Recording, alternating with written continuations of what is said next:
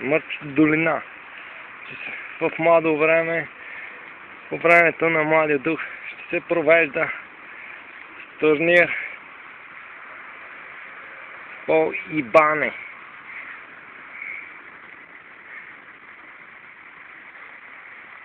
Пъбиш най-бързо ще умре изкуственото цвете, защото му е нужно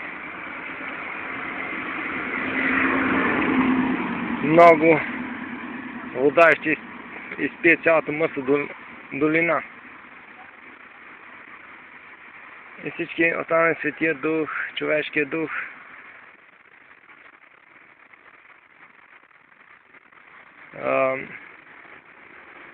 злия дух, горския дух, тъмния дух, духът на дявола 1, духът на дявола 2,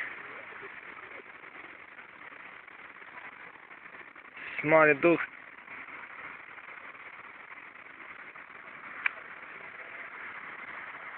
Ще умрат в мъртвата долина на панорамата. И Стария дух също. Но много Стария дух. Много мъдър, отново старо време. Последни усилия с десния палец на десния си крак ще се отдели